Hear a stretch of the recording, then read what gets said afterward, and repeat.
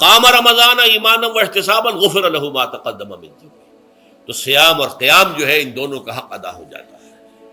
تو یہ ہے شہر رمضان الذی انزل فیہ القرآن ھدی للناس وبینات من الھدی والفرقان فمن شہد منکم الشہر فلیصم ومن کان مریضا او علی سفر فعدۃ من ایام اخر یرید اللہ بکم الیسر ولا یرید بکم العسر وَلِتُكْمِلُوا الْعِدَّةَ وَلِتُكَبِّرُوا اللَّهَ عَلَى مَا هَدَاكُمْ وَلَعَلَّكُمْ تَشْكُرُونَ۔ اب جو آخری لفظ ہے لَعَلَّكُمْ تَشْكُرُونَ، اب اس کی وضاحت سمجھیے۔ اور رمضان کے یہ دو پروگرام جب پیرلل ہو جائیں گے، جب دونوں کی پابندی کی جائے گی تو اس کا حاصل کیا ہے؟ اس بات کو سمجھنے کے لیے سب سے پہلے آپ اس کو سمجھیے کہ جسے ہم خود ہی کہہ رہے تھے، جسے ہم سیلف کہہ رہے تھے، اپنی انا کو مضبوط کرنا، سیلف کنٹرول، ایگو جو ہے وہ پوری طرح قابو یافتہ ہو اڈ اور لیبیڈو پر، اصل میں اس سے مراد کیا ہے؟ اس پر میں نے تفصیل سے بحث کی ہے عظمت صوم نامی اپنے کتابچے میں۔ ویسے یہ ہے کہ وہ مشکل ہے، ذرا فلسفیانہ اس کا انداز ہے، لیکن یہ ہے کہ وہی باتیں آسان الفاظ میں جو دوسرا کتابچہ ہے عظمت سیام و قیام رمضان مبارک، وہ آسان ہے، اگرچہ یہ دونوں بہت ہی محدود تعداد میں ہمارے پاس ہیں، لیکن یہ کہ میں نے ذکر کر دیا، جو حضرات لینا چاہیں وہ لے لیں۔ لیکن یہ ہے کہ اس میں اصل پس منظر کیا ہے؟ دیکھیے، ہمارا جو وجود ہے انسان کا، یہ کمپوزٹ ہے، مرکب ہے۔ ہمارے دو وجود ہیں جو جوڑ دیے گئے، کیسے جوڑ دیے گئے ہم نہیں جانتے، لیکن ہے دو وجود۔ ایک وجود حیوانی ہے، میں نے عرض کیا تھا پہلے ہی، ہر انسان ایک حیوان بھی ہے مکمل، سارے حیوانی تقاضے ہمارے اندر بھی ہیں، لیکن حیوان اور انسان میں بنیادی فرق یہ ہے کہ انسان کا جو اصل وجود ہے وہ روحانی ہے۔ اس روحانی وجود کی وجہ سے انسان کا وہ مقام ہوا کہ تمام فرشتوں کو اس کو سجدہ کرنے کا حکم دیا گیا۔ فَإِذَا سَوَّيْتُهُ وَنَفَخْتُ فِيهِ مِن رُوحِي فَقَعُوا لَهُ سَاجِدِينَ، فرشتوں سے کہہ دیا گیا تھا کہ میں ایک بشر پیدا کرنے والا ہوں مٹی سے، جب میں اسے پیدا کر لوں اور اس کی ناک پلک سنوار دوں، دو پلک درست کر دوں، تو پھر اس کے سامنے اور اس میں اپنی روح میں سے پھونک دوں تو گر پڑنا اس کے سامنے سجدے۔ حیوان انسان اور انسان روحانی، یہ دونوں مل کر اب آدم بنے ہیں۔ نمبر دو، اس حیوان انسان کا وجود زمین سے ہے، مٹی سے پیدا کی، مٹی سے، گارے سے، طین لازب سے، چپچکانے والے گارے سے، وہ جس میں کہ بدبو پیدا ہو جائے، یہ ساری باتیں کہی گئی ہیں، اور سائنس بھی کہتی ہے مٹی سے پیدا ہوئے۔ کیسے پیدا ہوئے اس میں اختلاف ہے، لیکن یہ کہ ہے مٹی ہماری اوریجن، قرآن بھی کہتا ہے اور سائنس بھی کہتی ہے۔ اور ہمارے وجود کو جب وہ تھک جائے، مزمحل ہو جائے، اس کی انرجی کم ہو جائے، تو اس کے لیے جو غذا ہے، جو تقویت ہے، وہ بھی ساری زمین سے آ رہی ہے۔ آپ نے پھل کھائے، آپ نے گندم کھائی، آپ نے چاول کہاں سے آ رہے؟ اچھا، بکری کا گوشت کھایا تو بکری کا گوشت کس چیز سے بنا ہے؟ اس نے گھاس کھائی ہے، اس نے پتے کھائے ہیں، وہیں سے تو بنا ہے نا۔ الٹیمیٹ سورس آپ کے وجود حیوانی کے لیے جو آ رہی ہے وہ زمین ہے۔ وجود روحانی کو بھی تقویت کی ضرورت ہے، وہ بھی مزمحل ہوتی ہے، کمزور ہو جاتی ہے، خاص طور پر جبکہ وجود حیوانی کا اس پر غلبہ ہو جائے، تب تو یوں سمجھیے کہ وہ بالکل بے ہوش ہو کر موت کے قریب پہنچ جاتی ہے۔ اس کی تقویت، اس کی غذا وہیں سے آئی ہے جہاں سے روح آئی ہے، وہ کلام ربانی ہے، روح ربانی۔ نفخت فیہ من روحی، من روحی، من روحی، میں پھونک دوں اس میں اپنی روح میں سے۔ روح کا تعلق ذات باری تعالیٰ کے ساتھ ہے۔ اسی طرح کلام ربانی کہاں سے آیا ہے؟ اللہ تعالیٰ کے پاس سے آیا ہے، یہ اس کی تقویت کا ذریعہ ہے۔ اب عام حالات میں کیا ہوتا ہے؟ ہمارا یہ وجود حیوانی چھایا ہوا ہے ہمارے وجود کے اوپر، بیچاری روح جو ہے دبی رہتی ہے، پسی رہتی ہے۔ اگر خدا نے خواستہ ہم گناہ گار بھی ہیں، گناہ پر گناہ کا ارتکاب کر رہے ہیں، تو وہ روح جو ہے وہ قلب کے آئینے شیشے کے اندر ہے۔ فیہا مصباح، المصباح فی زجاجہ، الزجاجہ تو کانہا کوکب دری۔ قلب جو ہے شیشے کے مانند ہے جس کے اندر روح کا چراغ جل رہا ہے۔ اب اگر یہ اوپر جو شیشہ ہے اس پر دھواں آ گیا، لالٹین کی چمنی پر دھواں آ گیا، تو اب روشنی باہر تو نہیں آئے گی۔ اگر انسان گناہ کرتا ہے تو قلب پر رین زنگ آ جاتا ہے، یا حضور نے فرمایا ایک داغ لگ جاتا ہے، اور گناہ کرتا ہے اور داغ لگتا ہے، اور گناہ کرتا ہے اور داغ، یہاں تک کہ بالآخر پورا قلب سیاہ ہو جاتا ہے۔ اب وہ روح اندر بند ہو گئی، وہ دفن ہو گئی۔ اس کے لیے اب ضروری ہے کہ اب ایک پروگرام ایسا دیا جائے جو ریورس ہو جائے۔ دن میں روزہ رکھواؤ تاکہ وہ جو اینیمل انسٹنکٹس ہے وہ دبے، تو جب یہ وزن جو ہے اس کے اوپر کم ہوگا تو کچھ سائی آف ریلیف اسے ملے گی۔ جیسے بے ہوش آدمی پڑا ہے، اسے کوئی ہلکا سا ہوش آ رہا ہے، آپ نے پانی کے کچھ چھینٹے دیے، اس کے بعد آپ نے رات کو کھڑے ہو کر قرآن کے انوار کو اتارا، بارش برس رہی ہے روح انسانی کے اوپر، قلب روحانی، قلب انسانی کے اوپر، جس میں کہ وہ روح جو ہے وہ دفن ہے، وہ زندہ ہوگی اثر نو، ہوش میں آئے گی، اور ہوش میں آئے گی تو دو کام ہوں گے۔ ایک تو اسے قرآن کی عظمت کا احساس ہوگا، یہ قرآن میری حیات تازہ کا ذریعہ بنا ہے، میں دب گئی تھی، میں پس گئی تھی، میں بے ہوش تھی، میں نیم مردہ تھی، اس قرآن کی بارش نے، یہ ترشح جو ہوا ہے مجھ پر، اس نے مجھے حیات تازہ عطا فرمائی۔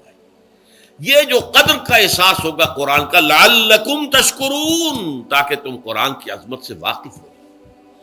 ایک انسان بھوک کی وجہ سے اس کا شوگر لیول اتنا گر گیا کہ بے ہوش پڑا ہوا، اب ظاہر بات ہے کہ آپ اسے کچھ پانی کے چھینٹے دیں گے تو کچھ ہوش میں آئے گا، پھر غذا دیں گے تو اب وہ پوری توانائی پر آئے گا، تو معلوم ہوگا اسے اس غذا کی کیا قدر و قیمت ہے۔ اگر آپ کو بھوک ہی نہیں لگتی تو غذا بے معنی شے ہے، پیاس ہی نہ لگے تو آپ کو کیا معلوم کہ اس پانی کے اندر کتنی بڑی عظمت ہے، یہ میرے لیے کتنا بڑا انعام و احسان ہے اللہ کا۔ وہ تو پیاس پر جان پر بنی ہوئی ہو، اور پیاس اس وقت آپ کو ایک گھونٹ پانی کوئی دے دے تو آپ کو معلوم ہوگا دنیا و مافیا سے بڑھ کر ہے یہ ایک گھونٹ پانی جو مجھے ملا ہے۔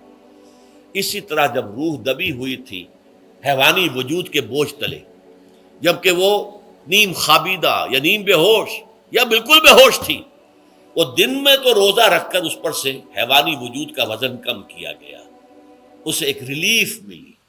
رات کو قرآن مجید کے انوار و برکات اس میں جذب کیے گئے تو اس کو پوری توانائی حاصل ہوئی۔ اس پوری توانائی کا پہلا نتیجہ تشکر، قرآن کا شکر، الحمدللہ الذی انزل علی عبدہ الکتاب ولم یجعل لہ عوجا۔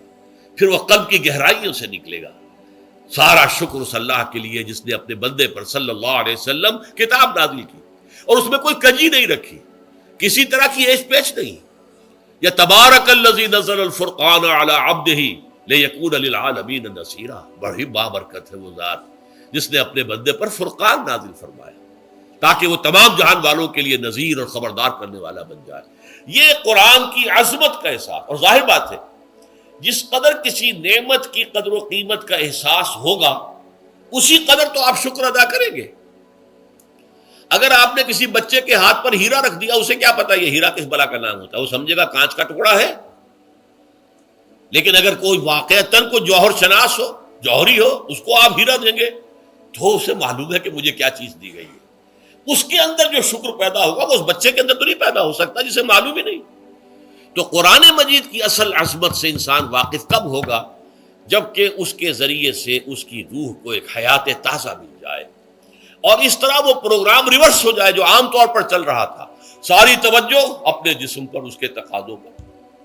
جسم میں تھوڑی سی پھنسی نکل آئی ہے، بھاگ رہے دوڑ رہے اس کے علاج کے لیے، کوئی اور مرض لاحق ہو گیا، بھاگ رہے دوڑ رہے اس کے علاج کے لیے، بڑی بڑی فیسیں بھی دے رہے ہیں، ساری جسم کی پرواہ ہے۔ روزانہ نہا رہے ہیں اور اچھے سے اچھا صابن لا کر نہا رہے ہیں، وہ جسم کی پرواہ ہے نا، اس کی دیکھ بھال ہے، روح کی طرف توجہ ہی نہیں۔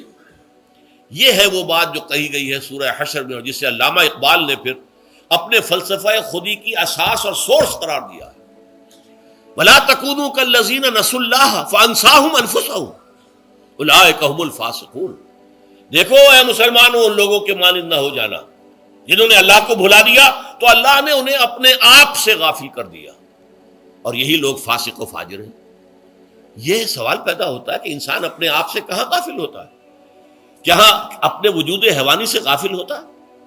کیا بھوک لگتی ہے تو وہ ادھر ادھر منہ نہیں مارتا، غذا کو حاصل کرنے کے لیے کوشش نہیں کرتا؟ پیاس لگتی ہے تو کیا پانی یا کوئی اور مشروب تلاش نہیں کرتا؟ کوئی بیماری لاحق ہوتی ہے تو کیا اس کے علاج کی طرف توجہ نہیں کرتا؟ اسے آرام کی حاجت ہوتی ہے تو آرام نہیں لیتا؟ اپنے اس وجود سے تو غافل نہیں. کون سے وجود سے غافل ہوا ہے؟ وہ روحانی وجود سے غافل ہے. بھول گیا کہ میرے اندر روحانی وجود بھی ہے اور اس کا تعلق ذات باری تعالیٰ کے ساتھ ہے. اس نے سمجھا کہ میں بس حیوان ہوں، نرا حیوان ہوں، اپنے اس وجود کی اصل حقیقت ہی سے بے خبر، غافل. چنانچہ آج کے دور کا سب سے بڑا المیہ کیا ہے؟ ڈاروین کے نظریے کے جو اثرات پیدا ہوئے ہماری معاشرت پر، ہماری سوچ پر، ہمارے فکر پر، ہمارے فلسفے پر، ہماری سوشولوجی پر، وہ کیا ہے کہ ہم بھی نرے حیوان ہیں. اللہ اللہ خیر سلام. یہ سب سے بڑی محرومی ہے اس دور کی کہ انسان اپنے اصل شرف سے خود ہی مستعفی ہو گیا. ہمارا کوئی وجود ہے ہی نہیں روحانی وغیرہ. روح کسے کہتے ہیں ہم نہیں جانتے، بس یہ جسم ہے. ہم اللہ کو نہیں جانتے کون ہے کون نہیں ہے. ہوگا، ہم تو اس کائنات کو جانتے ہیں. ہم روح سے واقف نہیں، ہم تو اپنے جسم کو واقف. آخرت سے ہمیں کچھ پتہ نہیں، شاید ہو شاید نہ ہو، کچھ پتہ نہیں، لیکن یہ زندگی تو ہے، اسے ہم جانتے ہیں. یہ ہے آج کے انسان کا سب سے بڑا المیہ. اور یہ ہے ماس اسکیل کے اوپر ارتداد، ذہنی طور پر مرتد ہو چکے ہیں. انسانوں کی عظیم اکثریت مرتد ہو چکی ہے. یہ ہے در حقیقت کہ روزہ جو ہے اس پروگرام کو آ کر ریورس کرتا ہے. دن میں کھانے پینے، جنسی تقاضے پر پابندی، وہ وجود حیوانی کا وزن کچھ کم ہوا. روح جو دبی ہوئی تھی، یا سسک رہی تھی، یا بے ہوش تھی، یا نیند مردہ تھی، اسے کچھ ریلیف ملا. اب اس کے اوپر قرآن مجید کے تیرے ضمیر پہ جب تک نہ ہو نزول کتاب، گرہ کشا ہے نہ رازی نہ صاحب کشاف. ہمارے دلوں کے اوپر بارش ہو رہی ہو انوار قرآنی کی. وہ ظاہر بات ہے کہ بغیر سمجھے تو نہیں ہوگی بارش.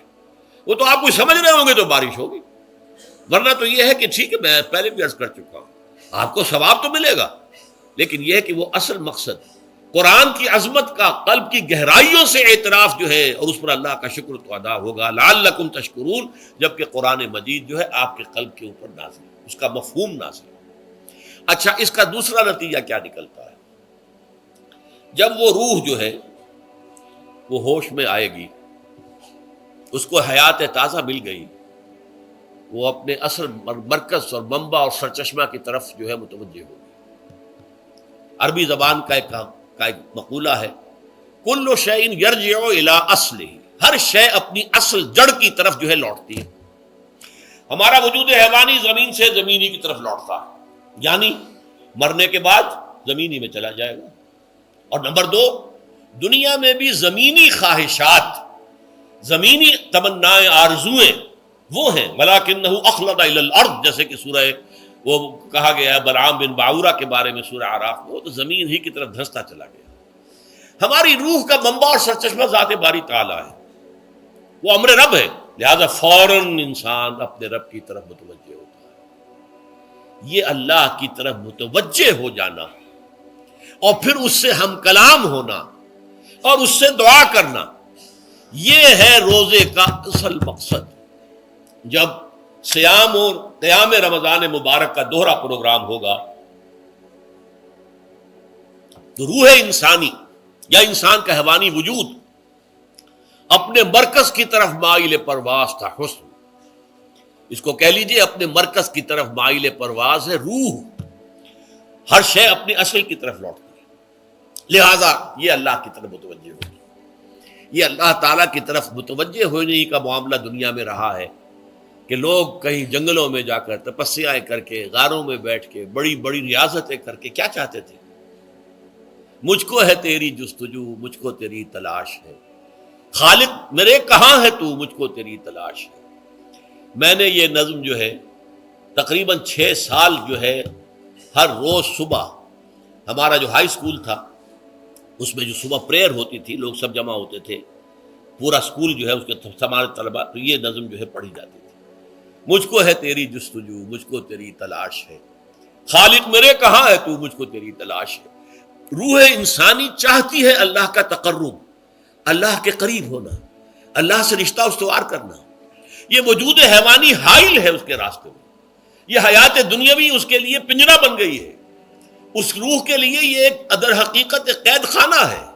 جیسے کہ حضور نے فرمایا کہ دنیا سجن المومن، وجنت الکافر، مومن کے حق میں یہ دنیا قید خانہ ہے، اس کی روح جو ہے یہاں آ کر اس جسد حیوانی کے اندر جو ہے وہ دفن ہو گئی ہے، قید خانہ ہے، اس پنجرے میں بند ہو گئی۔ تو لیکن وہ کافر کے لیے یہی باغ و بہار ہے، یہیں پر عیش کرنے ہیں، یہیں پر مزے لوٹنے ہیں۔ تو اس سے در حقیقت ریلیف ملتا ہے تو انسان متوجہ ہوتا ہے اللہ کی طرف اور دعا کرتا ہے اللہ سے ہم کلام ہو۔